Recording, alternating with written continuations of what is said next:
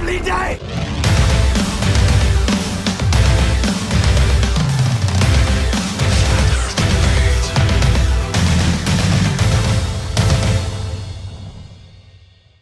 Welcome to Flat Earth Debate Uncut and After Show.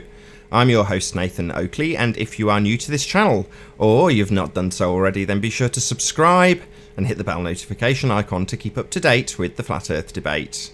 If you'd like to join the community debate, then go to nathanoakley.com and check out the Flat Earth Debate forum, which you should definitely all join. If you'd like to support the channel, there is a super chat that runs alongside each of these shows while they premiere. There's also a PayPal, Patreon and crypto link in the info box below the video. So I'm going to shout out all of my Patreon. So massive shout out to Alistair Main, Billy Highvault, Sharag Patel, Chow Young Cat, Dank, David Wayne Foster, Edwin, Felix, Fireball X, God Rockin', Jeranism, Kirsten Smith, Matt, Michael, Paige Love, is that a new one? Qatar Craig, Renee, Sam, Sweet Equity, Texas Mike, theflatearthchannel.com, and Tina Baker. So huge thank you to all of the people who are supporting me on Patreon.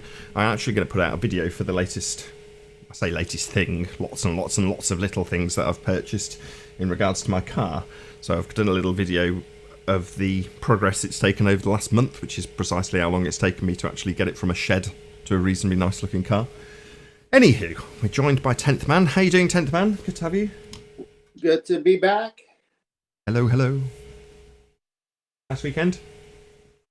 Yeah, it was wonderful. Yep. Very good. Been absolutely scorching here since we last spoke. Yeah, I know. I've been following the weather pattern there.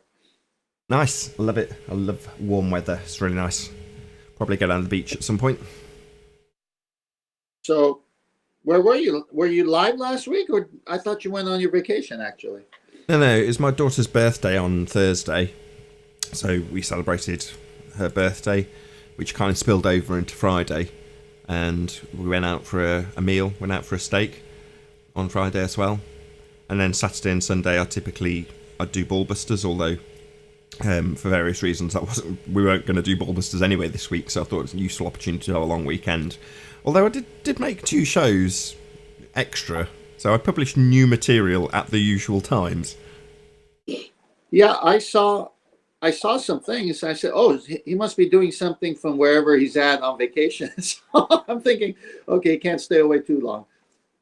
No, there's a choke on my coffee. I'd pre-recorded 2 shows just to cover the days that I'd intended to do things with my daughter and my wife.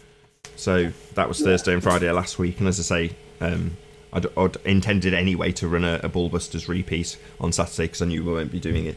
It may be the case this week. I haven't actually worked it out. I just need to speak to my sister. So most of my family live by the coast, so that's what I'll do for a vacation. I'll just go and see my sister or my parents, one or the other. Yeah, that's good. You can use more than one vacation a year. As I say, that wasn't a vacation. Celebrating a birthday. And the other thing I've been doing is constantly fiddling and faffing with my car. So wet sanded the entire thing and had a bit of a disaster in doing so. Yeah, just general odd jobs, really. Very good, very good. Nothing wrong with doing that.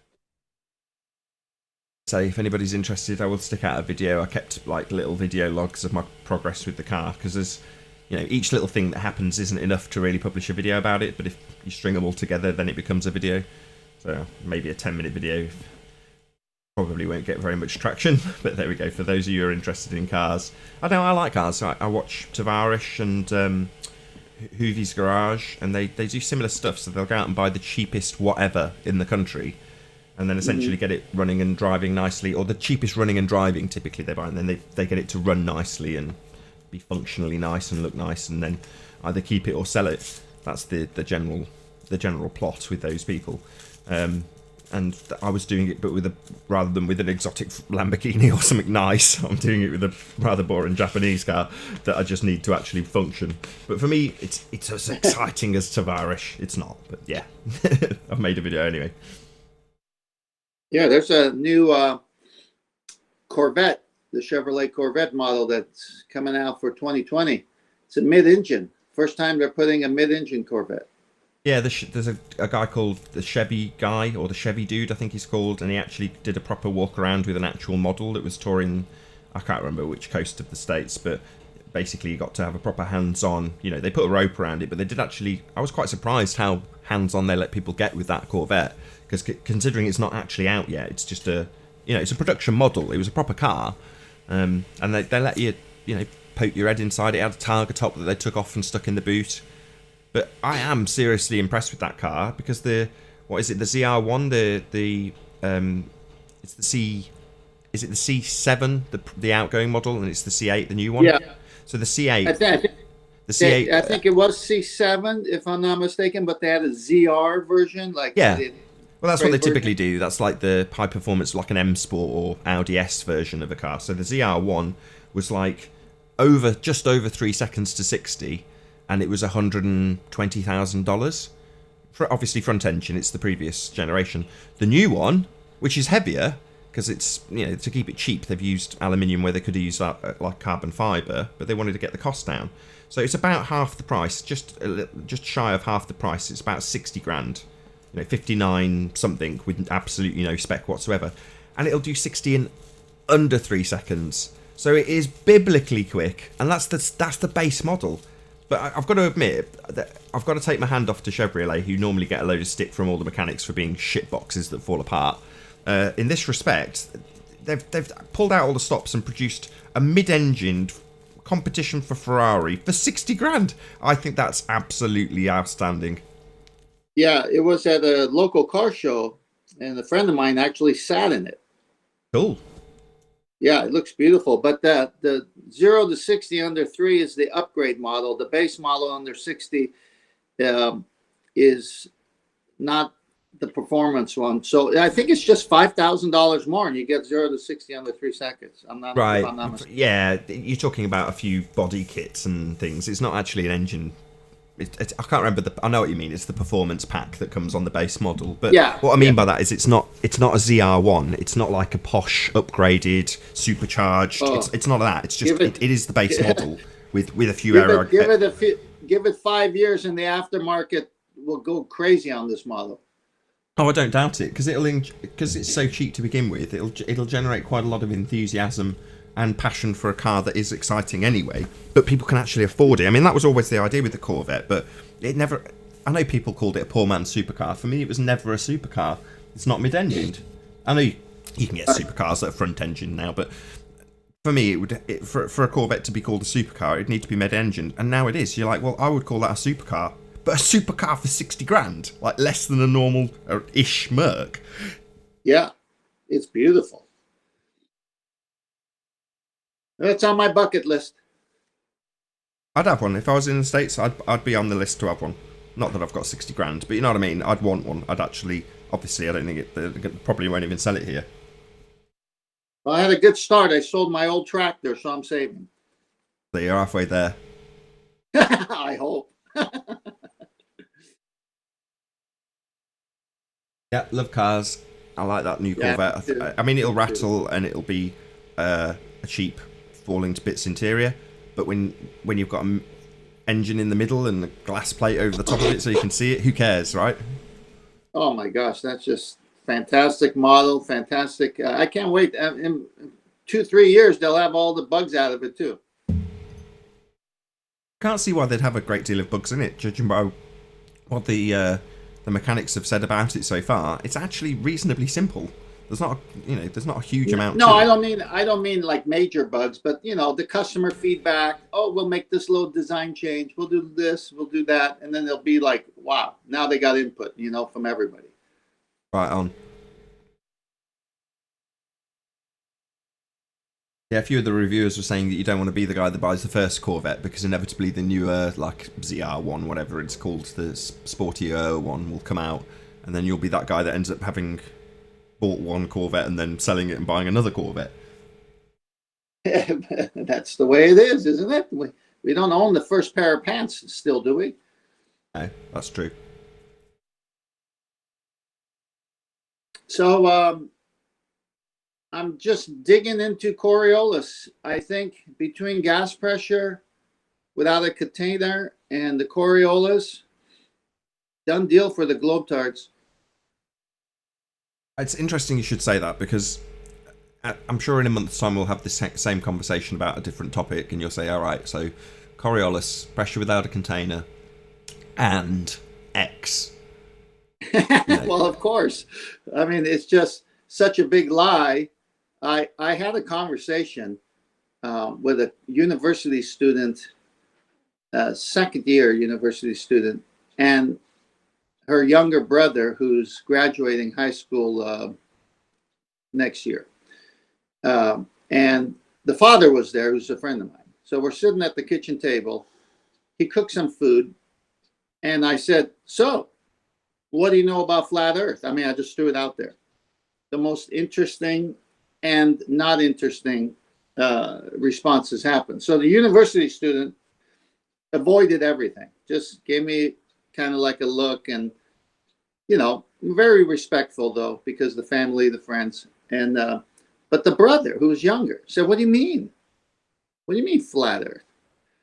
So just the dichotomy of the two. One was willing to take me on and challenge everything I said. The other one, who's at higher education, wouldn't challenge what I said, because obviously not familiar with it, maybe not in the debative style of lifestyle or whatever. But the whole point is, you're at university, you're learning all these things. Here's a friend of the family saying the Earth is flat. Say something, challenge me, prove me it's a ball. But no, nothing. But the high school student just wanted to know why I believed that the Earth was flat. So I went through gas pressure without a container. He got it. He says, yeah, you're right. It's got to hit something to create pressure. It's got to hit a container. And then I said, do you know anything about Coriolis? And I went through that.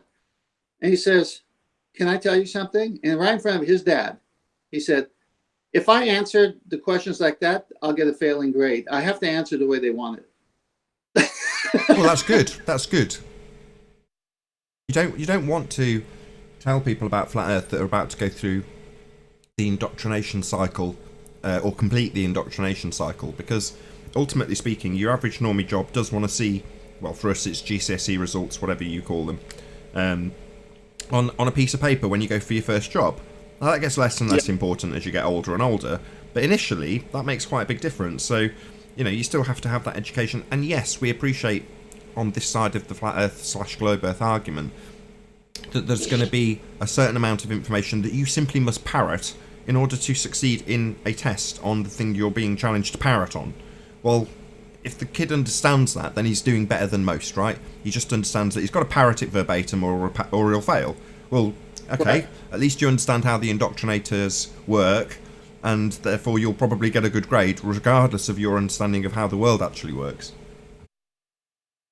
Yeah, so I said, look, here's a challenge if it ever comes up in class. Tell your teacher that a friend of your dad's actually believes the Earth is flat, and said he'd like to talk to a professor about it. We'll Fair see. enough. Anyway, back to Coriolis. Just sometimes it's the simple things that are the strongest things. If the Earth spins underneath, then the Earth spins underneath. The Earth doesn't choose to spin under a bullet, but then decides not to spin under an airplane. You're out of your mind if you think that. End of story. I was going to say that's basically it, isn't it?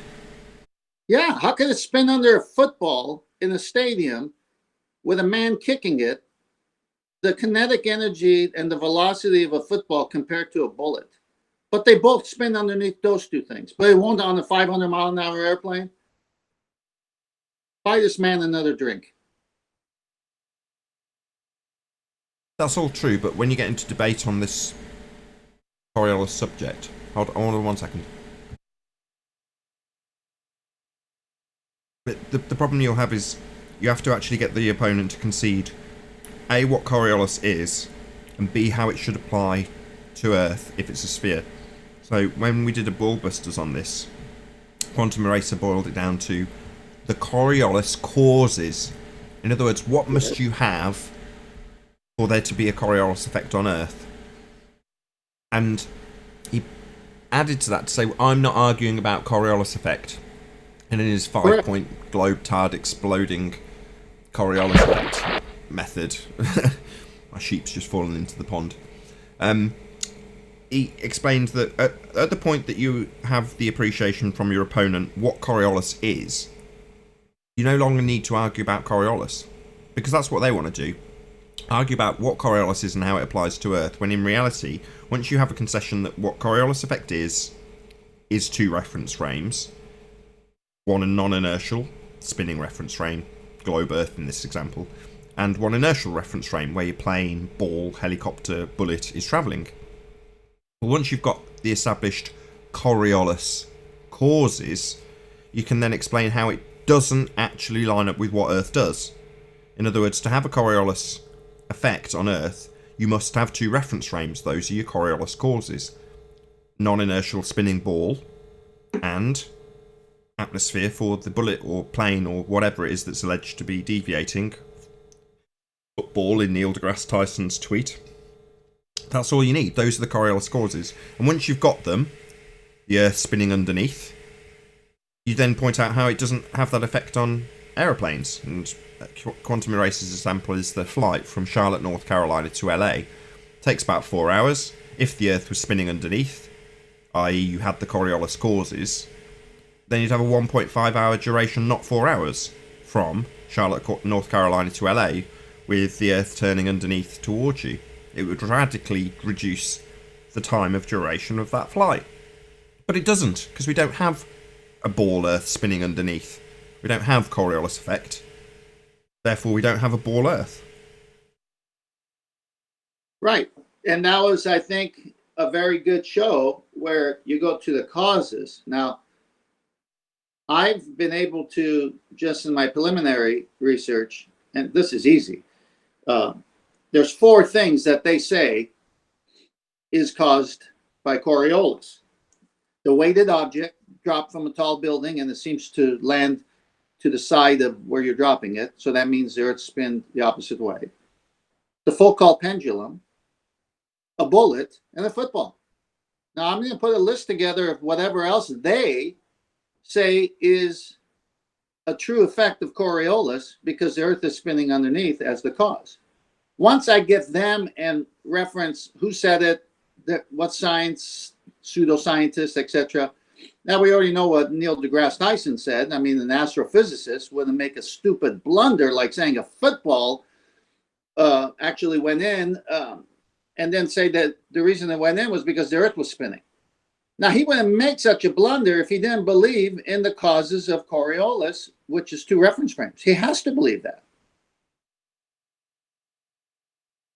He doesn't just believe it, he did the maths. That's what he said in an interview. I ran the numbers and then tweeted it. Yes, exactly. So the same math that allowed the bullet, I'm sorry, the football, is the same math for the bullet, same math for the pendulum, and the same math for the heavy objects dropped from a tall building and seeing it, oh, it's not going straight down because the Earth is moving underneath, so it's landing to this one side, Earth spinning west-east. Great. Let's fire some cannonballs and see some go right back into the barrel. Let's take off on a plane from Charlotte and let it take an hour and a half, but it doesn't. Oh, by the way, just step outside. We don't feel it. We don't see it. Why are we letting them tell us we live in Narnia? Yeah, it's just a model. So all they ever want to do is bring you back to their model and compare it to, most of the time, a flat spherical projection. In other words, another one of their models. And they want to compare the 2. Now, they're like, there's 3 things. If they show me the Earth spinning, that proves there's something that would function similar to what they say gravity is. They would also prove that the Earth is a ball, radius. So if they just kill us on Coriolis, if they just win that argument, they get 3 housekeeping questions in one, but they can't because it's a lie. Yeah, because the Earth's not a ball, and it certainly isn't spinning. Right. So I say to Globers, look, what is the cause of Coriolis? 2 reference frames. They must answer it, or else you couldn't have the difference if it's just 1 reference frame. Like the stupid argument, well, how about if I'm in a car or if I'm in a train? I go, hey, roll down the windows, take off the roof, get rid of the windshield. Now throw up that ball and try to drink that coffee. No, you're in 1 reference frame there. You need 2 reference frames, just like the bullet, just like the Foucault pendulum, just like all these things that you say need 2. All of a sudden, you want to use an example with 1? What do you think? I was born yesterday? Yep, that's how they get away with it. With some people who just can't keep up with the argument, which is how they get away with it. In other words, they baffle you with bullshit, overload you with nonsense, give you an endless diatribe of word salad, and then simultaneously use both 1 and 2 reference frames to example their Coriolis effect on their ball Earth. So it's just a minefield of endless doublespeak. Yep, but they're losing. They're losing. They're losing because they don't want to talk about it. They're afraid to enter a discussion with a competent flat earther.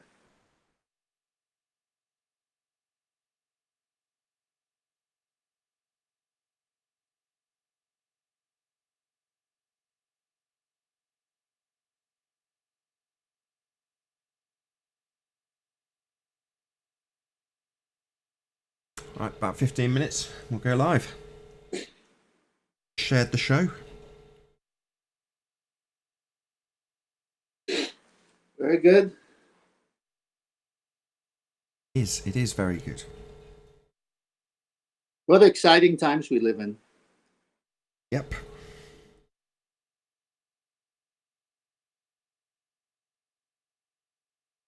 Go, Avid people of Facebook, Flat Earth Debate Live.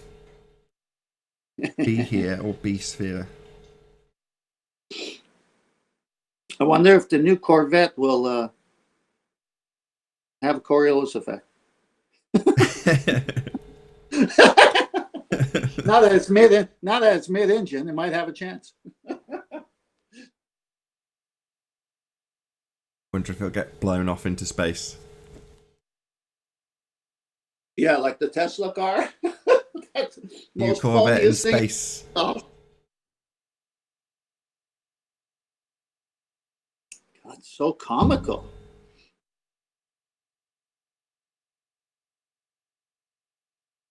No, but in all seriousness, I am quite excited to see the new Corvette. I hope somebody imports one. Yeah, it's on my list. I'm telling you, that's. I went in to see my friend a couple of months ago, and there was 5 beautiful Corvettes parked right next to each other, front facing out. And I said, "Oh, there's a Corvette club in here." So I went in there, and I introduced myself to the club. They handed me their card, and they said, "Look, when you get one, call us, and you can join us, and we do all kinds of trips." And I said, "Fantastic." And I said, "Well, which model should I get if I get one?" And they said, "Well, get the upgraded model. Just pay that extra 5,000-6,000. It's all worth it." And now, in the meantime, this new one came out, so I wonder if they're going to trade theirs in. I don't think so. I've watched a lot of reaction videos from Corvette owners, and some of them with the top end models that cost £100,000, and they're like, well, no, they'll wait for the special one to come out. In other words, they've got a special one now, and yeah, the base model might be quicker with a few extras, but the current car that they have is considered a more special car. So why would you change it? I don't know. That new one sure is appealing.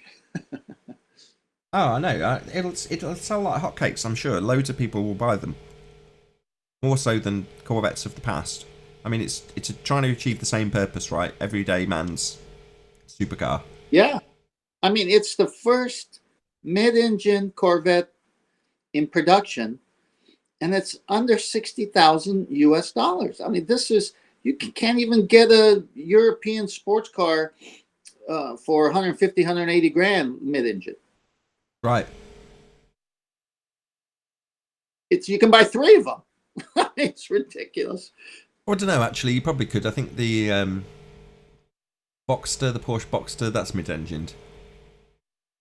Yeah, not the same horsepower. It's not the same. No, it's not gonna. It's not gonna be a Corvette, is it? Let's be honest. It's a shed.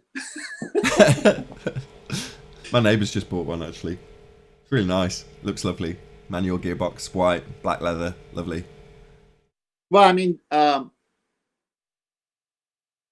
Jay Leno has a wonderful car collection. I follow him and listen to him. He's a car enthusiast to the max, and it's just fun to watch people who, engines, technology, mix them together, make it work, and just the craftsmanship of the body styles, the leather seats, and I mean, it's just machines are wonderful. Got some great lines. I think he had a Charger, an old 70s Dodge Charger, and he's got the car in orange, and above it he's got the poster that was released at the time to advertise the car. And in the advert, in the poster itself, the car's coming off the road. It's skidding off the road in the advert. It's like, man, they knew what the product was when they marketed it. Even in the advert, it's coming off the road. Yeah. I had my first car that I bought used was a '69 Charger. Really? And I had to put a block on the brakes, and I couldn't reach it. I was so short. Really? And no matter what, every time I was at a stop sign or a light, someone would rev their engine. They wanted to race. And here I was, just got my driver's license. The car was so powerful that every time I pushed down the gas, it was spinning. It was ridiculous. You have to really be gentle. It was so powerful. So it was just too much car for me at the time. And I bought it for $800, sold it for $1,200, and then bought my first brand new car. I had a job, and so I did the loan and everything. My parents co-signed. I bought the first Toyota short bed truck for $3,600 with that $1,200 down payment. Cool. And that truck had over 260, something like that, 260,000 miles on it, and then I sold that as well. What was the truck? It was a Toyota truck, just a Toyota. small short bed. A Tundra. That was a 69 Charger. That was it was a 70 model Charger, 70 model truck, and it was a 69 Charger. So 76, it was a 1976 Toyota truck I bought brand new, short bed, for $3,600. Yeah, that's what the mechanics would recommend, Toyotas. That's why I ended up with a Lexus, basically just a Toyota.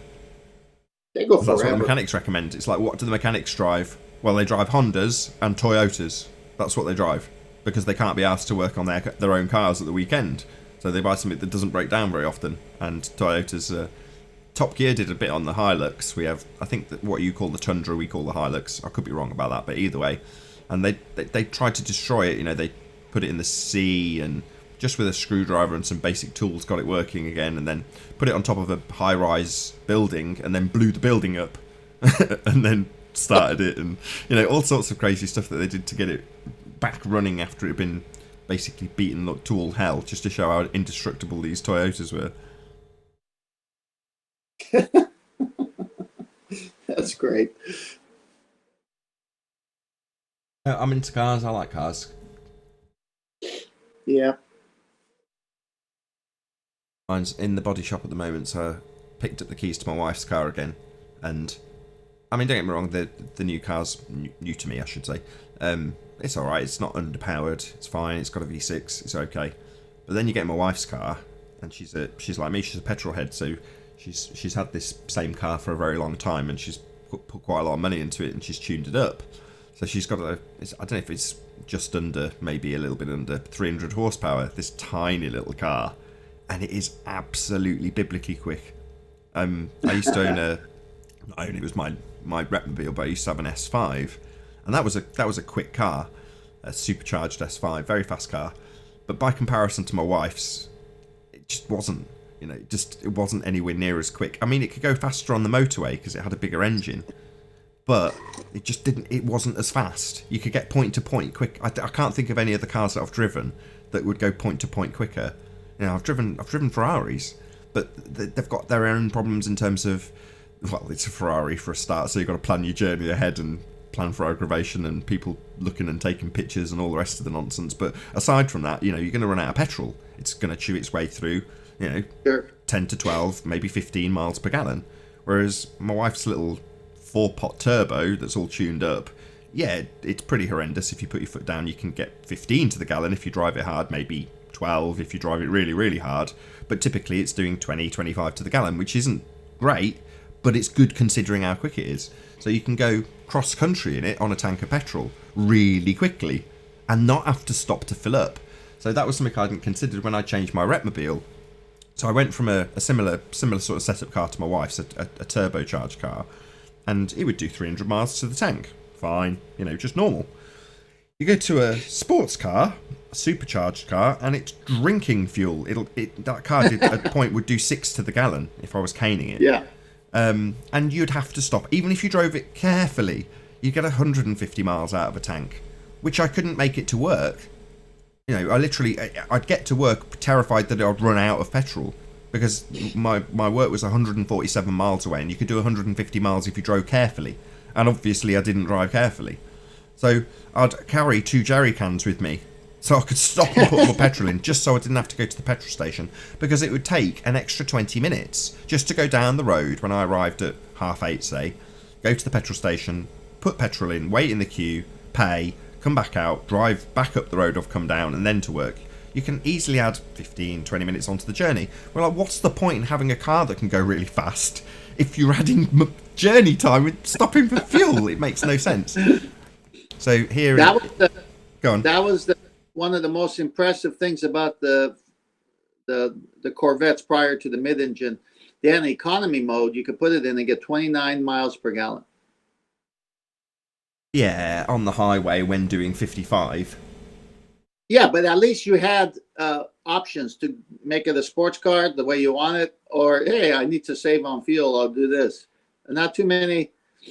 Well, I mean, that technology is pretty cool that you could do both in one car. It is and it isn't. Oh, what I'm saying is, my first decent Retmobile, I've had loads, but the Audi, it was called the DTM 220. It was turbocharged 4-pot, but because it could do a long range, I could go anywhere in the country, do the visit, sell my product, get back in the car, and drive back on a tank of petrol, and that's massively time saving. Even though you couldn't go quite so quick, and then, like I say, you change over something that's quicker, and you think you're going to be covering ground quicker. You can go faster, and you did, but you have to stop. So, like I say, there's a certain balance between, because obviously, yeah, you're right. In a Corvette, you can put it in eco mode, and you can get almost 30 to the gallon on it. But then you're not driving it like a Corvette anymore. So it's kind of, well, yeah, you could do a road trip in that, but wouldn't you rather just do it in something really big and comfy and nice comfy suspension that's not rattly? And you know, you just wouldn't want to do that kind of journey if you're having to put it in eco mode. If you're going to do it in the Corvette, you want to do 100 mile an hour, right? But then you're stopping for fuel. The temptation is always there. Exactly. So it's that balance. And I remember years and years ago on Top Gear them reviewing a Golf GTI and saying it's all things to all men. It's basically perfect. It's the perfect package of everything. And you're like, nah, you're just telling me that's better than a Ferrari. And then when you actually look into these things, you go, well, yeah, I can understand why you'd say that, because it basically can go fast, but doesn't drink fuel at the rate of, you know, less than 10 miles per gallon. Therefore, you can actually cane it around all day, get what you need done, and then get home and fill it up the following day.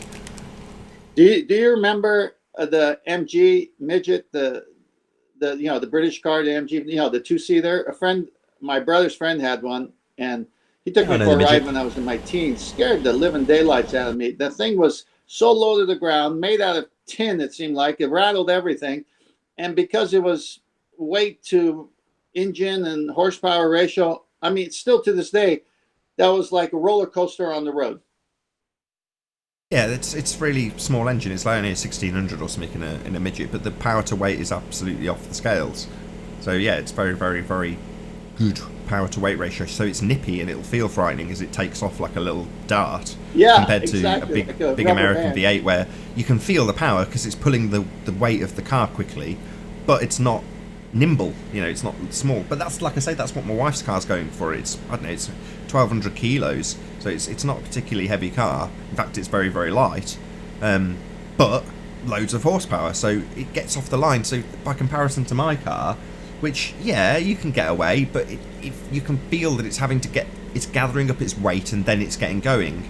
Whereas I jumped in my wife's car, like I say today, and just as soon as you're moving with pace, and it encourages you to go faster. I love that. Well, Where the they hell got is the everybody? brakes. They got good brakes now that you can go fast and slow down fast. My washing machine's just making an absolute row the moment I want to start the show.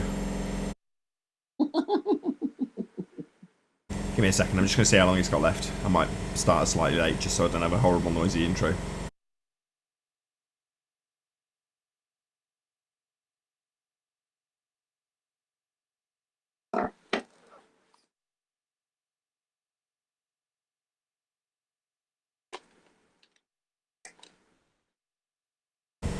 It's got ages left. I mean, between that and the fan noise from my projector, I don't think I'm going to get a quiet intro today.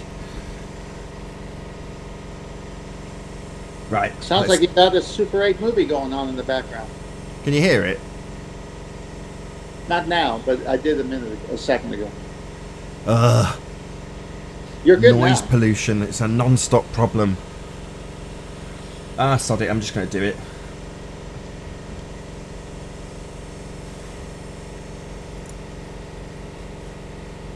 Oh man, I can see the line going absolutely nuts. Ugh. Ugh. No, I'm gonna wait. That's way too noisy. Yeah, but you talking right now, we don't hear it. We heard it before. All you can hear is my washing machine on its final cycle. Great timing.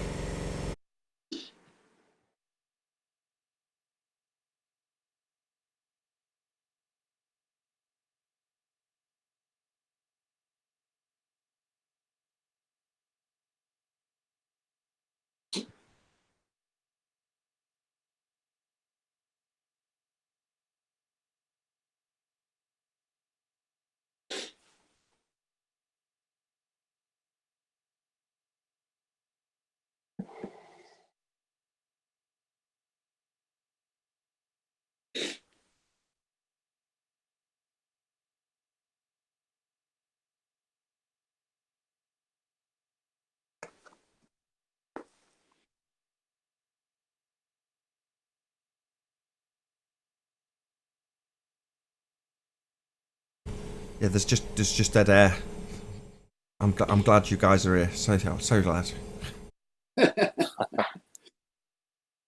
Who's on the line? I don't know. I've not even looked at Discord, but now that noise has ended, I can actually start my live show.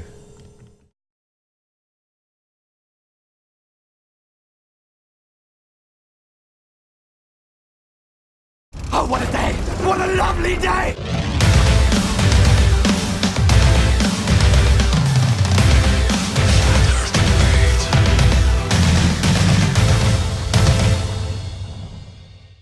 Welcome to Flat Earth Debate Live.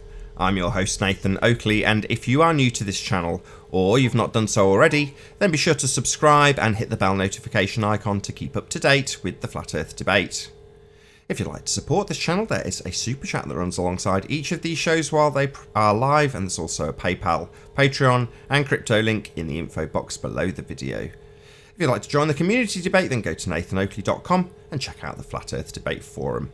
Most importantly, if you'd like to join this discussion right now, simply mute the page you are currently watching, then click the link in the info box below this video to join the panel and express your views on the shape of the Earth. If you do join, please don't swear. If you do, you'll be ejected, and if you are, please don't try to rejoin the stream using stock accounts. You'll be warmly welcomed back on the next stream. Please also share the show on social media.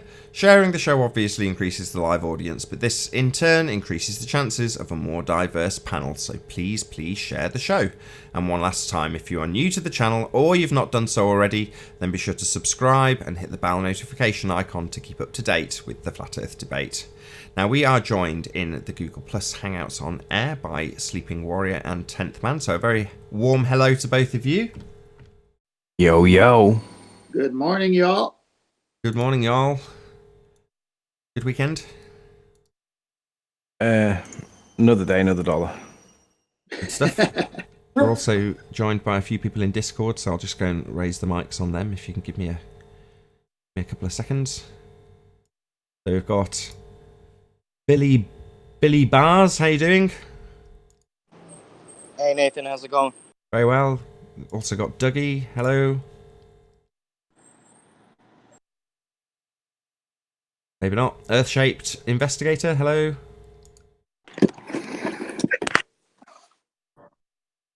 Slick guys, very slick. Redman. Hello. Righteous Force. Hello. Truth in your face. Hello. Hey. Hello. The usual enthusiastic tones of Discord. So let's do some housekeeping. Who wants to start? Okay. We hear Any you. signs of Earth curvature? No, only optical Nope. effects claim to be Earth curve. I agree.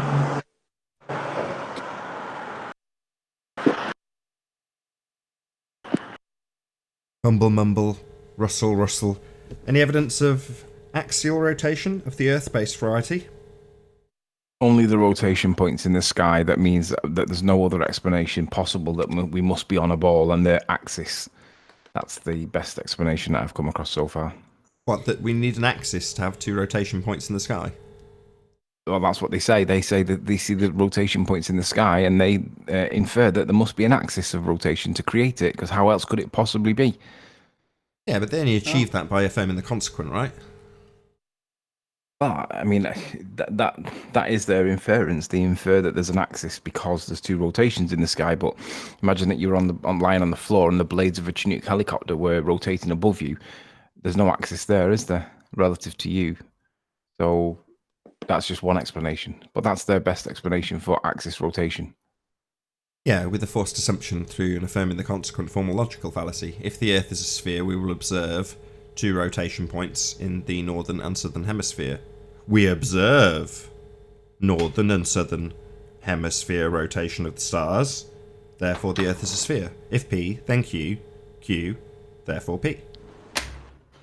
Yep, that's it. I mean, it's a reasonable one in their instance, but if there's an axis of rotation, we want to see an axis, not an effect of an axis rotation that's claimed. We want to see the axis rotating. Any Well, evidence? if Go on. the airplane from Charlotte, North Carolina would fly back to LA in 1.5 hours, they'd have something, but they don't. Of course, Coriolis. We were talking about it in the pre-show, along with 90% car talk. To be honest, so that would still be an affirming the consequent. Of course. Even though it doesn't actually happen, we don't actually observe any Coriolis effects, because we don't have the Coriolis causes in place for Coriolis effect. Nevertheless, yes, they would use an affirming the consequent with the carefully phrased, here's an example of Earth-based Coriolis effect in a tweet from Neil deGrasse Tyson, for example. Oh, somebody's opening their crisps. Hello, Righteous Force. Any scientific evidence for gravity? The best that they've got is a bit of bendy space-time, and it's called an effect, as per Albert Einstein. I have had an Bendy. interesting discussion with M. Scott Veach this morning over on Discord about his article where he's basically addressing Quora. Somebody asked, why does the vacuum of space not suck the atmosphere off? And somehow M. Scott Veach has got himself published on an article, and he says that it's gravity. And I tried to point out to him that the gravity, according to Einstein, is the effect of the curvature of space-time rather than the cause. And I asked him, could he explain how that worked? And he wanted to basically, what he's argued is that well, it's the same effect on Einstein as it is on Newton, so who cares? And I'm like, yeah, but one's a force, the other one's not a force. One's the effect of curvature of space-time. And he's like, who cares? As long as the result's the same, who cares? And I'm like, yeah, well, you need a force to stop the atmosphere bursting into space. By Einstein, you don't have one. And he just couldn't see that that was a glaring hole in the explanation. He wanted people to accept that the explanation gave the same results on both models, so what difference does it make? Let me And get he it straight. refuses to. So M. Scott Veitch's argument is that the bending of a conceptual medium known as space-time, not a real place, not a real thing, but a conceptual medium known as space-time, the bending of that said conceptual medium gives rise to a non-force, and to quote George Musa, gravity is not a force, end quote. George Musa, 2019, astrophysicist. So given that we've got a conceptual medium bending that doesn't give rise to a force, he's saying that keeps the atmosphere on. Conceptual mediums don't cause anything, Mr. Veitch. Are you completely retarded? You think a non-force from a conceptual medium gives rise to an attraction that can keep atmosphere from defying entropy? Maybe you could show us an example of that beyond your fundamentalist religious belief in a sphere Earth. That is his position. He thinks that because they both give the same effect, it doesn't matter which one that you use. And I'm like, they're not interchangeable. One of them's a force, the other one's not. And the current states that it's not a force. So what's stopping the atmosphere from bursting off into the void of space? Nothing, and gravity wasn't doing that in the first instance. It doesn't overcome entropy. Shout out to Skeptic936 who says, scientific evidence of what? Where is Travis these days? I've not seen Travis for ages. He's around, he's still doing his observations. I still check out his videos. He's just obviously, life is him getting in his way. Maybe it's the sun, sea, and shagging that he's doing. Who knows?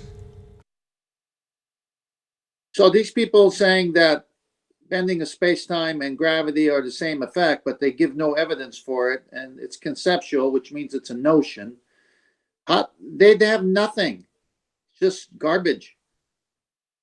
He won't accept that because it's not a force on one model. He won't accept that that's the criteria necessary to explain the bursting of the gas pressure into the vacuum of space. He thinks that because they both give the same results, it doesn't matter which one they use. And I'm like, yeah, it does, because you need force. What's he basing his results on? He's basing his claim on the fact that they both give the same results, the same effect. So he doesn't care which one it is. He said they can be used interchangeably, and I'm like, they can't. Yeah, but he hasn't but he hasn't given us the actual data or real experimentation on the results. He's just saying these are the results and calling it what he wants. He hasn't proven I just don't it. understand how anybody can accept that a non-force can cause something to do or not do something. But that is what you have to do if you believe that there's a gas pressure next to the vacuum of space. Even if there is a pressure gradient, got to have some kind of force stopping it from bursting into space instantaneously, and there isn't one. But they don't seem to notice that as a glaring hole in their argument. The glaring hole in the argument is he's just telling the story without any evidence. Well, they've made up a medium and are bending it and saying it gives rise to a non-force that you can consider a force. It's an absolute train wreck. Yep. Any evidence of the distance to the sun? No, Not measurable. no magic tape measures. Hello. Hello. Yeah, Any evidence that we can have gas pressure without the necessary antecedent of a container to press upon? definitely not. Nope, no way. Discord? Anybody in Discord? Anybody at all? Gas pressure without a container? I have to wonder, Nathan, why the people in Discord join if they don't contribute. Hey, Nathan, what about if the container of the gas pressure was actually solid frozen gas? Oh, it wouldn't be gas anymore, but what if? Yeah, it kind of sounds like ice. Yeah, it does, doesn't it? I don't know what the sky is, Arwen, I'm afraid. But Yeah. it's lovely to speculate.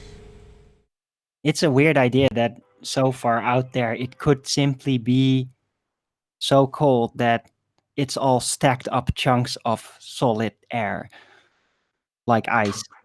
And who knows how deep that goes? Maybe you could excavate in the sky if you could somehow withstand those types of temperatures. Science fiction. I was hoping you guys would be addressing this, but I wasn't sure. Sorry, can you guys hear me okay? Yeah, we hear you. Good to have you, Paul. Good to have you. I know I didn't hear the context of what Erwin just said, but it seemed like we're talking about this supposedly temperature-driven sky container. Is that what we're talking about? What, this absolute speculation horseshit? Okay.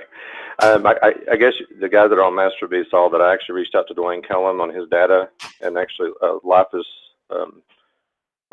Short, is that his name?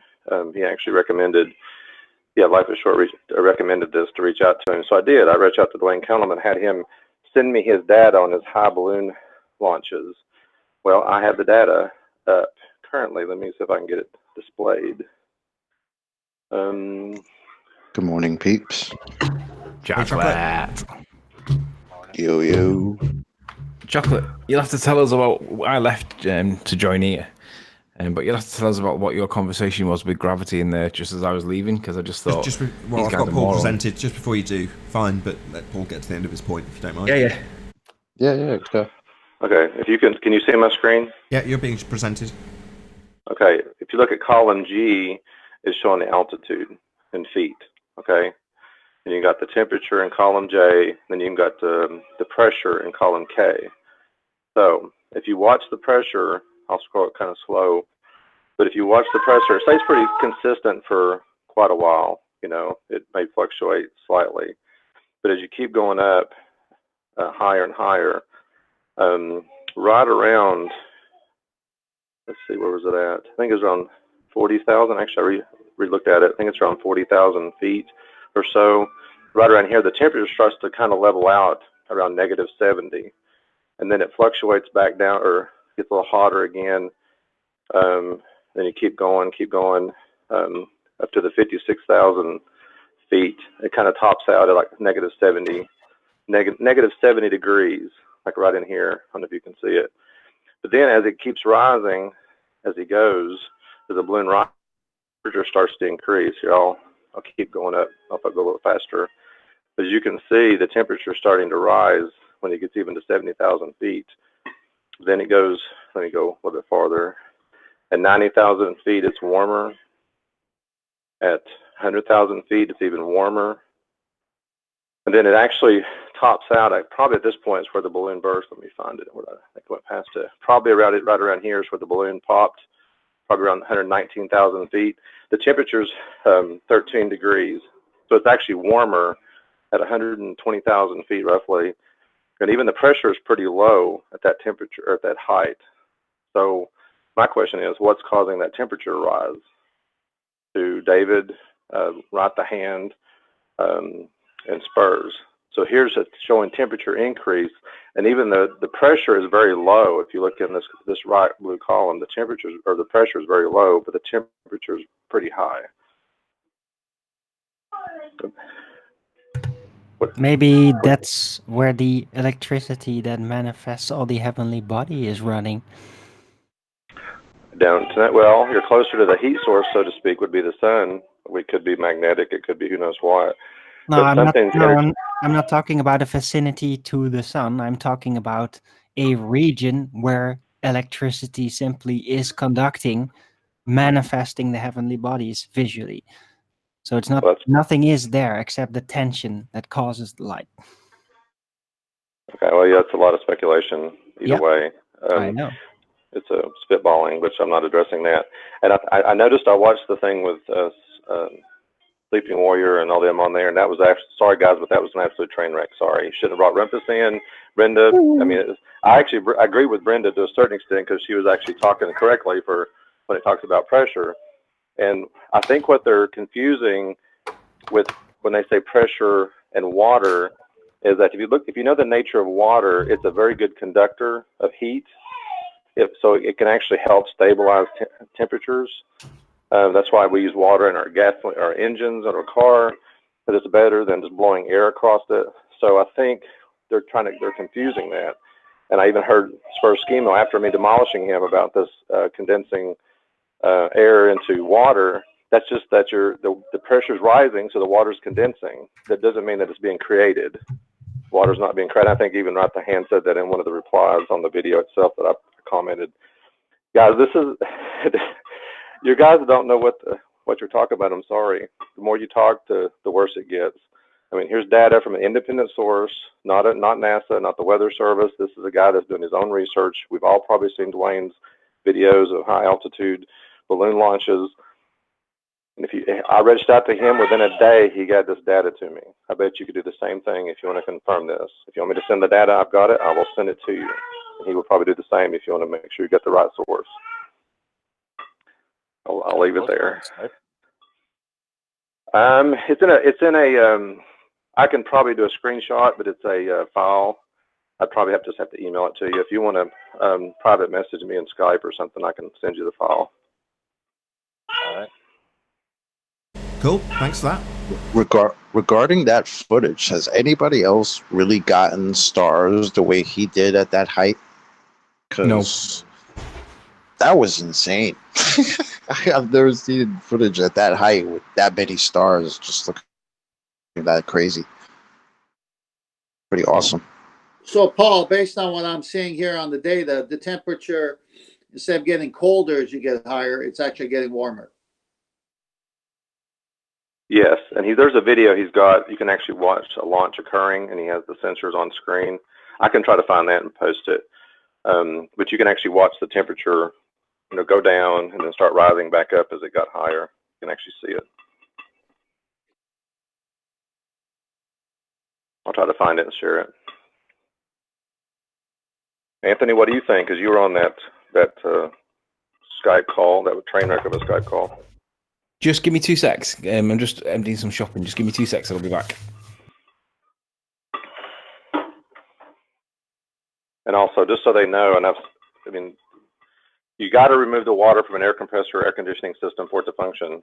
You can have gas pressure without water. I'm going to say it again. I'm on record. Well, I didn't watch the whole thing, right? I've been on Discord for the past couple of days, so I'm slightly not up to date, right? But the first part that I saw was that inner tube was deflated, and the question was, why is it not just inflating because of the pressure outside? I mean, catch me up on this, because I'm a little lost. Like, is the inner tubes supposed to just inflate spontaneously now? I don't. Well, what were they saying, really? Well, they're basically saying that because you can put 6 pounds of pressure in an inner tube, it overcomes the 14 pounds of pressure. And I actually was doing some research on this. And Erwin said it, and nobody listened, and I said it. It's a differential issue. Like, technically, the pressure inside that air tube is 6 psi plus 14, so it's actually 20 psi overall, because it's a differential pressure issue that you're dealing with. So really, you're using six pounds of pressure to overcome or push into that so-called 14, but it's really probably 20 pounds of pressure coming out of that inner tube that's causing it to vent out. Once it equalizes and stabilizes, it's back to it won't inflate. But pressure, the way you can tell we live in a pressurized system is either increase the pressure or remove the pressure, and you will notice it. And the reason you don't feel it, I'll say this too. I took an ADB in college. You have sensors on your skin. I mean, like if you stand very still for a long time without movement, eventually you will stop feeling your own clothes. You will not feel it. The only time you start to feel it is when there's that slight movement, then you start feeling your clothes on you. Your brain is designed to move out certain sensory input. It's designed to do that. Because if you would constantly be aware of that sensory input, that's all you'd be noticing. You wouldn't notice anything else. You technically probably hear your heartbeat, but your brain is designed to filter that out so you don't hear it. Same thing with, in your skin, your clothes on your skin is a good example. Just stand really still and see if you can notice your clothes. Good example. Because when Spurs is saying, you can't feel it, it's like, well, no, you just, what's the word? There's a word they use when they're coming up from depth to stop them getting the bends. What's the word? Equalized, right? Decompressing. No, Or equalize. Equalized. Equal. You're in equilibrium with your surroundings. Therefore, there is no pressure difference between you and the surroundings. If there was, you'd detect it, and then your body would try and equalize. Pressure equilibrium. Yeah, it is. It's just equilibrium. Your body is in equilibrium, and therefore you don't feel that pressure. But Spurs' argument is you don't feel it. It's like, well, if you did constantly feel it, you'd be constantly aware of it, and you'd all, as Paul's pointing out, it'd be all you could focus on. You wouldn't be able to get on with anything. Well, you can focus on it if you want to. Well, You but can there's also be willfully ignorant about it, like Spurs Chemo, of course. We can detect pressure changes. We had a storm here a couple of nights ago. Believe me, I knew it was on its way because you could detect the pressure change. So me and my wife looked at each other and go, "Did you feel that?" "Yep." "All right, so there's a storm coming." Because we both just instantaneously knew there'd been a pressure change. Because there had. It's just as simple as that. I feel the pressure on my skull when that happens. At first. Yeah, same here. Exactly the same. And you just And suddenly it goes acutely away aware. eventually, though. Again? It's like a sensation that lasts maybe 15 minutes or something, and then you're just used to it. Yeah, then your body becomes equalized again, and then you don't even notice it because you're now in that your body's at the same pressure as the surrounding air, so it doesn't make any difference. But when you're not, and it's an abrupt change, you know, it's like going up a hill. You can force that effect to happen. Oh. If you go up a long enough steep enough hill, you'll notice. I have there's a another pressure example. change. How about going?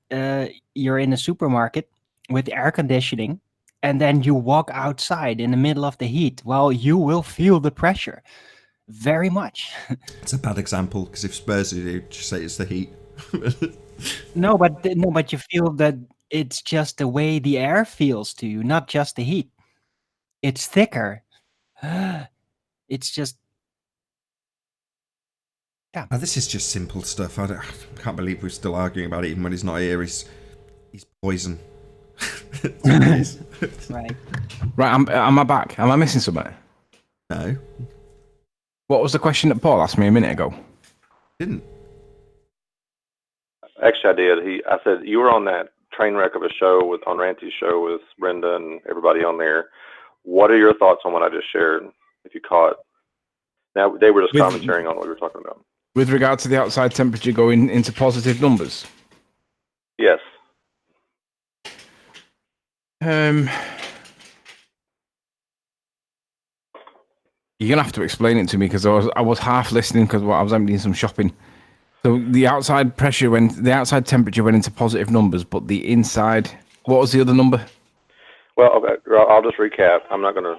I can share you. I can send you the data if you want No, to. just share it again, Paul. It's no harm. Okay. If you don't mind. Hang on a second.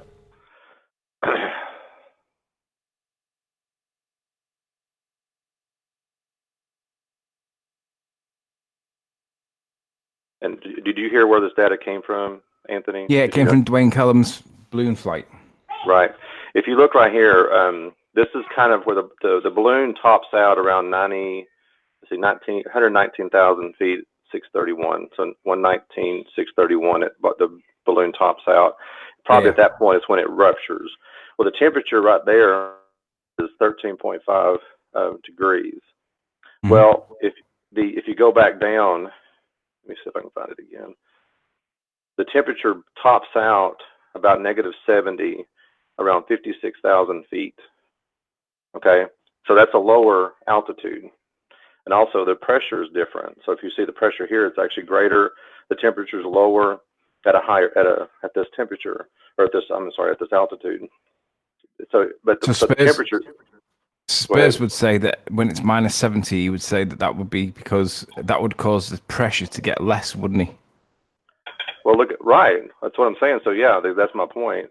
But if you look, the pressure as you go up, the pressure is decreasing, but the temperature is increasing.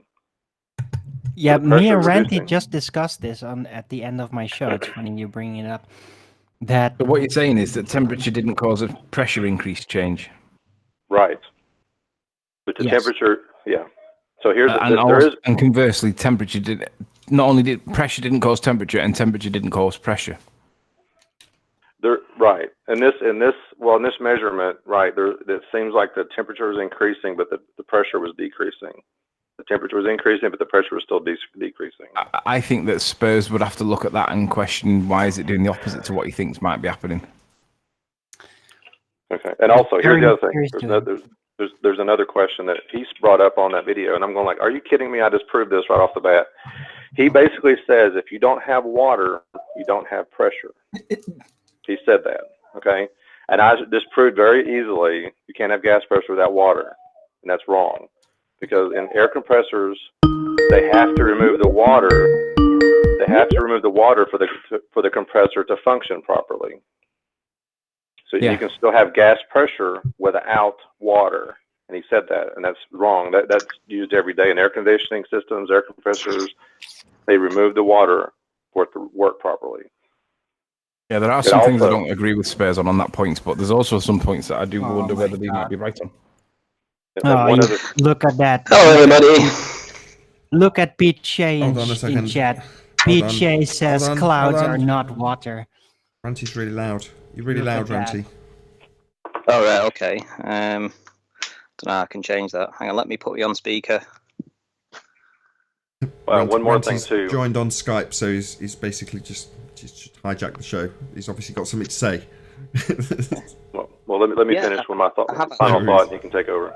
What's that? No, carry on. I'm Carry on. addressing the gentleman talking. I've also heard Write the Hand say is that pressure creates water. It does not. Pressure condenses water. Pressure condenses water. It does not create water. So just want to make that statement as clear as well, because Write the Hand said that, and I think Spurs was agreeing. Okay, go ahead, Ranty, if you want to say something. Okay, so me and Tony and Dr. John D and Spurs were having a bit of a conflab yesterday for a good few hours. We found a balloon demonstration that shows the effects of temperature on the pressure inside the balloon. Tony, I'm sure you'll want to present that at some point. However, the data that you've just provided about saying that the temperature gets warmer as you go up, have you noticed that as the temperature gets higher, the pressure drops? Because he has a pressure gauge on the balloon that's registering the pressure. Yeah. That is on the screen. You know, whereas I'm on board with pressure, and pressure being real. What I'm disagreeing with is the cause of it. Now, in the globe model, the cause of it is gravity. In the no, it isn't. No, it is not. No, it's not. Citation. Yes, it is. They might say it, but it isn't. Their cause is not gravity. Just because M. Scott Veach says that's their cause, you find me a citation that actually declares that. But there was loads yesterday. I was explaining it. I showed it to Tony yesterday. He could probably bring them up. There's about half a dozen citations that we were looked at yesterday. But I'm at work. I'm actually working outside, so I can't pull up a citation right now. Okay, no worries. Let me just before you go on, Ranty, can you send me those, Anthony? Is that a possibility?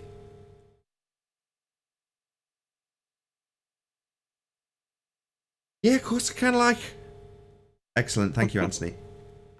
Anyway, so carrying on. As the temperature, so what will happen is if you look at those temperatures, you go from 20,000, 40, 60, 80, 120,000. When it gets to about 80,000, it's minus 30. When it gets to when it's at 60,000, it's about minus 30. When it's at 80,000, it's minus 50. And then when it's at 120,000, it's minus 30. So it's warmed up. So it's actually warmer than it is at 80. But it's the same temperature at 60,000. So minus 30 and minus 30. However, the difference is the pressure on the outside of the balloon. So at 60,000 feet, you've got 6.8 BSP on the outside of it. At the 121,000 feet, you've got 0.15 BSP on the outside of it. Now, is it you talking right now? Tony's going to show you in a minute. Will show you the expansion of the balloons when you take the balloon from a really cold state to a warmer state. The balloon expands. Now, at 121,000 feet, with less pressure on the outside, containing this rapid expanse from the inside of the balloon due to temperature, the balloon pops. And that's why they always seem to pop at 120 to 123,000 feet. That's got not a hell of a lot to do with temperature. It has to do more with air pressure, which is why I asked the air question. pressure on the outside, stopping air, but the increase in the balloon, the pressure inside the balloon changes due to the temperature change. Prove that. Very, I very can prove, well, minutely. Tony can prove it if he brings that demonstration that we were looking at yesterday. Tony, are you there? Well, if you look at this, data I have right here from Dwayne Cullum, the temperature or the pressure is reducing all the way up. It does. If you watch the numbers, they fluctuate too. That's pressure on the But outside. at the height, exactly. That's not pressure on the inside of the balloon. The pressure on the inside of the balloon changes when it goes from a difference of -50 to -30. So at 80,000 feet, it's -50. So it's shrinking, the balloon. When it goes to 120,000 feet, it's suddenly in a temperature of -30, so it's warming up. So the balloon is then expanding, but it has less pressure on the outside to contain it.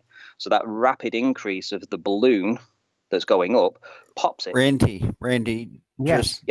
just think of what you just said. You just said pressure. Yeah. Did you not? Am I density and buoyancy hand in hand with temperature? No, Randy, you just said pressure. Yeah. What's So that got what? to do with it? So what? Not temperature. I'm talking about temperature causes the pressure differential.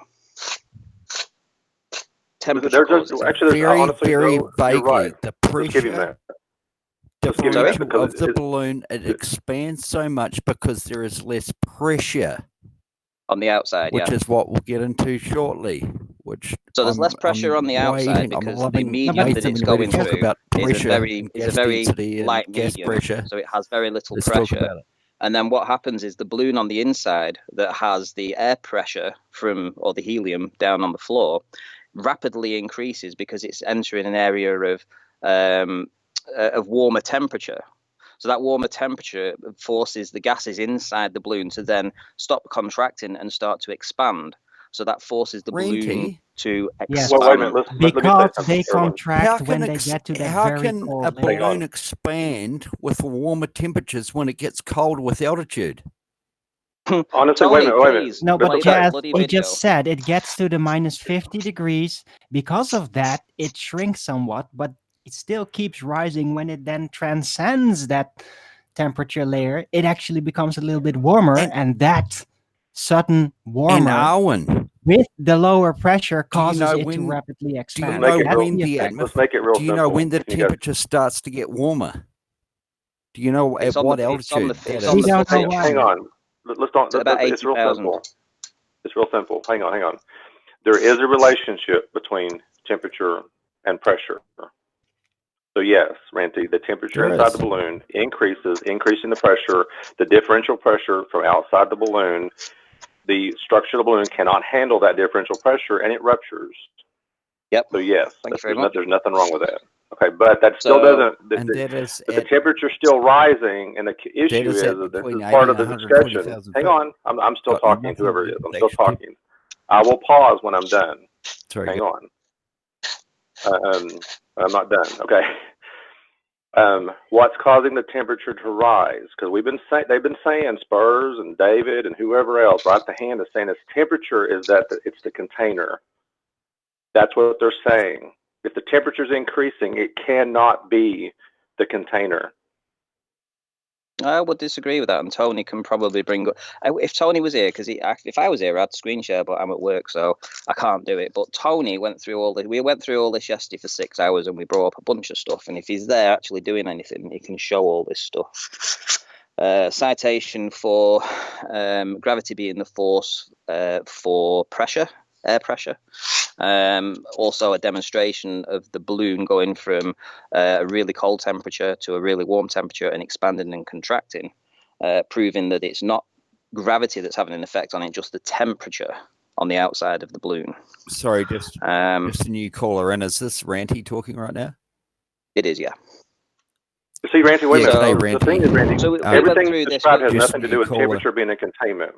Nothing you said has anything to do with pressure or temperature being a container. I just want to talk to Randy about I'm just a new caller about if it's not gravity, it has to be density and buoyancy. So when I pull 7 Gs in my aeroplane, my fighter jet, does the atmosphere automatically condense above my head and push my friggin' head into my seat? What's going on there? That's a Hold on, pretty just 1 second before anybody malformed replies. Hold on, question. just while you're talking, Jazz, can you take your mic out of your mouth? Just because we've got so many plosives. Yeah, I was going to say that. Love you, Nathan. Yeah, that's just a malformed question that has no relevance on the actual science that we're trying to bring to the It table has right now. real We're trying relevance to because show that's through that's demonstration. what happens every single day Hold on, to thousands hold of on. people. So maybe address that. Yeah, I was going to say, don't just hand wave dismiss it. Just because you've done that, I'm now going to get him to repeat it. I'm sorry, Ranty. Say it again, Jazz. Is that about some kind of a plane pulling a 7G turn and it's going to affect the atmosphere? I mean, that has nothing to do with what we've been talking about. Well, he's asking a question. He's if saying he wants to address temperature as regards to the increase in elevation and how the balloon would react going through those temperature gradients and what the pressure on the outside of the balloon, what those pressure differentials are going to do to the balloon as it expands and contracts, that's fine, because this is what we were talking about for 6 hours yesterday. Thank you. Dr. John D, myself, Spurs Chemo, Sleeping Warrior. Randy, we went that's through all fine. of this. You may have wasted 6 hours talking about that yesterday, but I know about pressure gradients. I know about You didn't know about temperature gradients. just a minute I ago. know about every gradient you can have. You just didn't know about temperature a minute ago. So I'm sorry. No, Randy, I do. What my question was is that the common... Hold on a second, Jazz. Whoever's polishing their shoes, can you go on mute? Sorry, it's me. I'm sanding it. I'm trying to work at the same time. While he's painting windows. I am actually painting windows. I'm actually sanding them down and then painting them. So I've put my stuff down. I'm going to sit in the car for 10 minutes. Right, hang on. Don't drop your mobile in the paint. Right, I'm in my car. Right, Words of wisdom. Another fellow painter, I see, Ranty. Yes.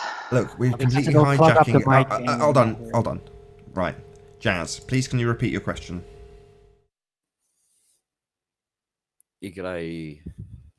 Oh, Nathan. No, I do apologise to Ranty. It was sort of a off the cuff questions that we got onto a gravity subject, and my question is, or statement, if you like, is that gravity can definitely not be buoyancy in gravity, because I can pull a 5, 6, 7G turn in my airplane, which would mean that the air pressure above my head in my airplane at any random time would have to weigh 6 to 7 times and randomly be able to choose to push down on my skull and through my spinal cord to make me feel so that's not a G-forces. question, and it's a red herring. Thank you. No, it's not, because when fighter pilots feel 9 Gs every single day, so it's not a red herring. It's a fact. Only when you turn a corner. So yeah, exactly. Forces when of you change moving direction. things, acceleration. Yeah. What's the issue? The change in momentum. You change your momentum very quickly. It's going to, of course, create a pressure differential that would simulate 7Gs. So it's like I say, it's a red herring. It's not. It's nothing to do with the question that I brought to the table. I heard you guys talking about Spurs Chemo and pressure and temperature and stuff. And whereas I'm on board with you guys with pressure actually being real, what we've found out in our research recently is we can demonstrate how we can have a pressure differential solely on temperature as regard and totally excluding gravity. Totally excluding. Well, just change in temperature is debunked instantly by pilots pulling Gs. No, it's not. No, it's not. It has nothing to do with it. Just give me one example that it's not, and I'll let it rest. Just give me You're in a plane and you turn in a corner. It's you. Well, we're getting off topic a little bit here. There's nothing wrong with No, we're centrifugal not. We're forces. not. Hold But on. you could put a scale. Hold on, Paul. Sorry. Hold We're on. not at all. We're not off topic, right? I was We're not hoping at all. you would We're do talking this. about Hold on, gravity, Jazz. I'm helping you out, mate. density and Jazz, buoyancy and the Jazz, I'm helping you out, mate. electromagnetic- Jazz. Right, I'm going to summarise your position. The argument is regards to gravity and its ability, with its force, to contain the atmosphere at gradiated pressure. That's the claim. Now, Jazz hasn't overtly made it. I'm making it for him. He can fight. He wants to correct me. That's fine. He's using G in this context, with G in the context of him pulling G in his plane to X amount times the greater claimed force that we feel when no turns are being manoeuvred. So that's his claim. It is linked. He hasn't linked it very well. But so I just don't want anybody watching to think, oh, they've hand waved that, but I could have made the connection that Jazz hasn't. So I'm going to do it for him on his behalf. If you want to correct me at any point, Jazz, feel free to make any corrections to my summary. I can do it at any time. Was my summary correct or not? He doesn't know. Apples, it's apples and Well, pears. no, mate. It's apples and pears. and you say no. You've already because- demolished this, Ranty. You did it really concisely earlier, and I thanked no. you. I thanked you, but because you talked past each other and he hadn't made a good enough example with a concise summary of his claim, you smashed it without that being preceding it, right? So it didn't make any coherent sense as a conversation. You have already smashed it. It is completely red herring. Alwyn's right as well. But I don't want that to just be Jazz going, oh, well, they just ignored me. No, Nathan, I won't say that at all. What I'll say is, if you allow me to do so, which you probably won't, is that the G-force is centered to the center of the Earth, which of course you don't agree with. But that's what pulls.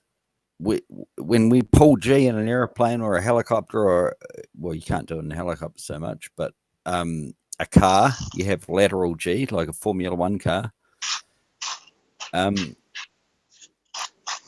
That's what happens. There's nothing you can do about it. The more G you pull, the harder your head gets pulled to the center of the Earth, because it's the good old Einstein. I think the G is only the measuring stick they use, the presupposition of gravity. What you're doing is pulling acceleration. Okay, hang on, Alwyn. He just said that it pulls towards the gravity of the Earth. What happens if you pull the G going upside down and the G force is with your head facing the sky? Is that going to have the same effect? Did you seriously just ask that question? It's not being pulled to the center of the Earth now. It's being pulled to the sky. Do you understand his question, Jazz? Do you understand what he's asking? Did you just... If I roll... You're eating your mic again, Jazz. Jazz, no. Jazz, take your mic out of your mouth. I keep having to adjust your volume every time you start eating your mic. Just pick a distance and stick to it. Sorry, is that all right? Yeah, but I'll turn you back up, but now hopefully you won't start eating your mic the second you get keen. Yeah, no, I'll try not to. It's a debilitating disorder. There's a consequence of this line of thought. You need to think about. This is where you need to go. No, hang on. This is what I was. Huh? Who said? Who just started? Who just said if I roll upside down? Ranty did. So to summarise, right? If you're pulling off the ground, taking off, yeah, and you feel the G, yeah, and then you invert the plane and do the exact same thing. That's positive G. I haven't finished. I haven't finished, Jazz. I'm summarising Ranty's position. So you're now in the air, you invert the plane, and you do the complete opposite. Yeah? Well, it's negative G. Oh, right. So you've just attributed a force with a negative to it. It's the same exact force, but when it's away from your fundy belief in G, it's negative. Well, it's the same force you're feeling, it's just upside down. That's Ranty's point. But of course, it's not allowed to be summarised now because Jazz decided that's not a good enough demolition by Ranty. I'm accelerating away from the constant force, so it's a negative G. Oh, constant force, you bonehead. Gravity's not a force. George Musa, 2019. What part of that don't you understand? There is no negative force. Fucking shitball. Oh, yeah, you're going to start swearing. Bye-bye, Jazz. Yeah, that's because you've just been wrecked, mate. Just been wrecked. Gravity, not a force. George Musa, 2019. Suck it, Fundy. Now piss off. A negative force, guys. A negative force. How do you even conceptualize that? Can I Is tell Tony you where back the yet? line Is the Tony line of back? reasoning that you need to if they're not realizing it, everything you're describing can be described in a centrifuge, because a centrifuge is designed to move the more dense material outward. Or what the Flat Earth Society has been saying, that the Earth is this disk that we live on or whatever is accelerating upward at 14 whatever that miles per or acceleration is going on. That's where this line of reasoning and thought is going. So you're gonna. I mean, if that's true, then we got to prove it. Carry on, Paul. Sorry. No, did you hear what I said? You were interrupted, but I do want to come back to what Ranty said. But yes, your points are good and pertinent, and I don't want them to be interrupted, but I also don't want what Ranty said to go amiss. Please, can you repeat yourself, Paul? Sorry.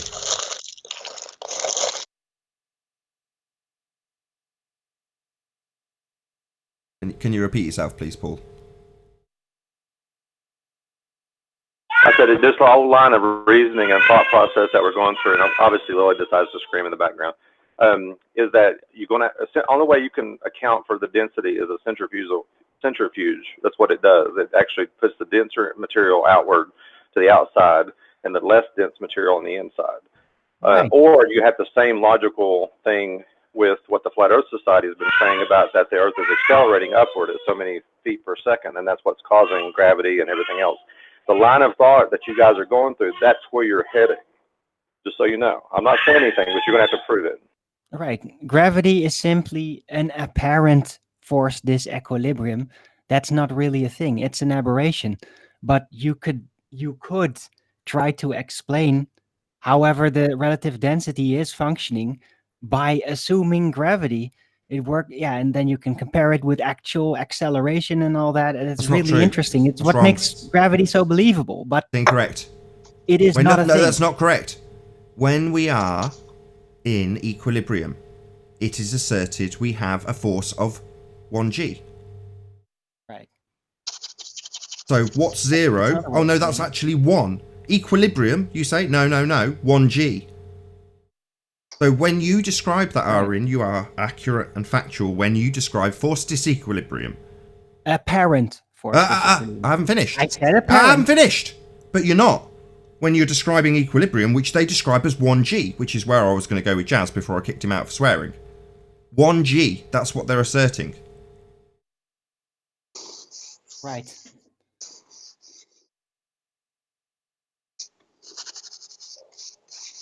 Well, that's not true if you have equilibrium. What's the force? There isn't any. You just move the scale up by 1, and then suddenly you assert that the force you're experiencing when you've got 2g, oh, well, that's double 1g. Well, what's 1g? They've just made up g. They've made up the force of gravity, and then in the current rhetoric, it's not even a force. Right. It's based off the acceleration rate within a vacuum. That's really where they got that number from. See? Mark in the chat, Mark Collard, 1g at sea level. 1g. 1 not 0. What do you mean 1g? We're not pulling a loop-de-loop. 0, mate, 0. No g. None. Did you know there is a flat earther out there that actually believes that we're kind of in a centrifugal kind of environment? Is he a well-known flat earther? He's what? Is he a well-known flat earther? He was in the beginning. You don't see much. I haven't seen much of him as of late, but it's sateticism.com. I don't know if you remember this guy from a long time ago back. Jeffrey Grubb. What's that? Jeffrey Grubb. Yeah, Jeffrey Grubb. He believes the environment we are living in. I think we are living in some kind of centrifugal, like we're inside of a basketball and we're spinning like a basketball inside. Like we're looking at, when we look up, we're looking inside the basketball. A Mobius strip. And we're spinning. A Mobius strip. I'm not sure. I've interviewed a guy, not as popular as him, but a different guy who had the similar sort of idea on a Flat Earth UK. But I was hoping that was a lead into what Ranty had actually said. A question about. Well, the problem with the centrifugal issue is actually the gyroscope itself, because if the gyroscope's measuring turns and movement, then that should also validate that at some point. I actually brought that up to him, and he kind of dismissed it out of hand, but still a point that he didn't want to address when I brought it up to him. Well, this 9.8 Unless there was a meters per specific second rotation upward ether. force is ridiculous, and Dell promoting it is equally ridiculous. Well, I've got a question on a slight side issue. So, I'm subscribed to a guy called Mr. Cheswick, who likes to call out people for being shills and agents. And his most recent video was promoting Dal as level-headed, cool-talking. I'm like, I left about 5 messages. Excuse me, he's promoting a Flat Earth Society narrative, and you're not going to call him out for it? I'm just going to say it. You're a shill, Cheswick. You're just here to shill for the Flat Earth Society narrative that Dal's promoting currently. You're not going to call out your boy Dal? Interesting. Telling, even. Mm-hmm. Yeah, there is, well, Mr. Cheswick and Celtic 67, I think there is Attack Dogs. So if you look at their channels, I mean, they're actually moderators on Dell's stream. So it's pretty clear who those guys actually are. But they do hit pieces against Shills for Flat Earth Society. Everybody. Oh, they're just shilling for Flat Earth Society. They're just promoting a Flat Earth Society narrative, and they're not calling out. So what? They'll call out everyone else. Very shilly behaviour. So call out everybody except the one person promoting a controlled op narrative of the Flat Earth Society. That's the only person that doesn't get called out? Really? That's quite surprising. I would expect the first person to get called out for using a Flat Earth Society narrative would be by a guy who spends his entire videography career on that particular channel calling out people in the Flat Earth. So not calling out Dell for a Flat Earth Society narrative. We don't have 1G. I've just went over this. We have 0. We have equilibrium. They've attributed a force that doesn't exist to complete tranquility. Look at this picture. There's nothing going on. We're not moving up. Nothing's being pulled down. It's just in nice, tranquil equilibrium with a small breeze. No G. 0. What's G? What the hell is it? We're not having anything happen to necessitate being forced up at 9.8 meters per second, as per the Flat Earth Society. So I want to know why these people like Cheswick, who go around attacking everybody, that's just the behaviour of shills. Tell everybody else that everybody shills while you defend the only person punting a Flat Earth Society narrative. What a crock of shit. And let's just be clear. Let's just name the channel, because I mean, a lot of people might not know who Dell is. Beyond the Imaginary Curve. So there we go.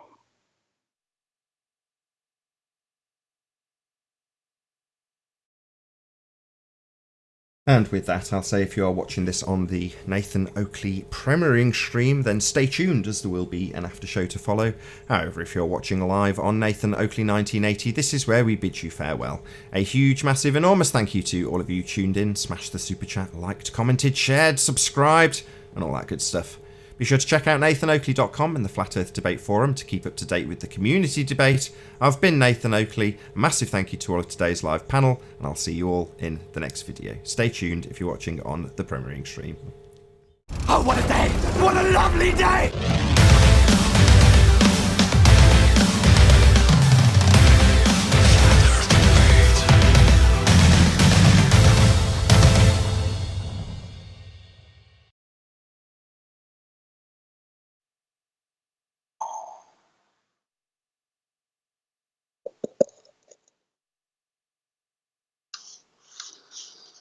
So about that Corvette. Hey. 10th man gone? Yeah, he just dropped. Oh. Is Tony back yet? Or is he still as much He called me used up as a this morning. teapot? He called me up about a specific subject that he wanted to talk about, and he's been here for about 1/10 of the live show. I know. And when I need him, stuff happening in the background, and I don't want to be like disturbing the show whilst I've got noise in the background, so I'm just being polite. You were lent on by me and Ranty, and both of us came up empty, man. I know. I couldn't because, like I said, there was noise going on in the background. You could have still presented. You had administration to tend with for me and Ranty. What's wrong with you, man? Oh, I'm sorry. I didn't. Like I said, I just couldn't because it was too noisy. It is what it is. I was just about to destroy these clowns on pressure with temperature, etc. And you let me down completely We know citations that gravity causes pressure, and that balloon demonstration, you weren't there to present that either. Yeah, I would like to see Sorry. those. That was my Actually, I want guys to clear for. something up. Something I'd like Ranty to- said. Hang on, Ranty. It's containing pressure. Not that it causes pressure. I can agree with you that temperature causes pressure. The question on the table is can temperature contain pressure? Remember, Yeah, it's that's right gas too, but pressure that's without a container. we're talking past each other. What Ranty's saying is he had citations. I specifically on the live show said, look, there isn't a claim that gravity can maintain gas pressure, and Ranty's gone, no, there is citations that specifically say that. So I'm saying to Anthony, hopefully he's listening, he'll probably disappear just as we get to this point again. I'd like to see him. I'd like to see what they actually say. In the same way as when Zanuck had his density gradient tower with a vacuum above it, it's nice to see these things and actually rip them a new one. But I don't know, I'd be intrigued to see how they actually phrase a citation that specifically says that gravity can give rise to a defiance of entropy. Just search, does gravity cause atmospheric pressure? And I think if you go down to the second, third, fourth, and fifth one, not the first one, but the second, third, fourth, and fifth, you'll have it all there. One of them's M. Scott Beach. I've done that search. One of them's M. Scott Beach on a Quora post. Yeah, that's the one I was attacking him with today. But M. Scott Veach literally, he argues that no matter how either model describes it, so long as the effect is the same, he doesn't care which one explains it. And I'm like, yeah, but you need a force, dickhead. It wasn't going in. Real quick, did Ranty say that gravity causes heat? Is that what he said? No, atmospheric pressure. So pressure causes heat.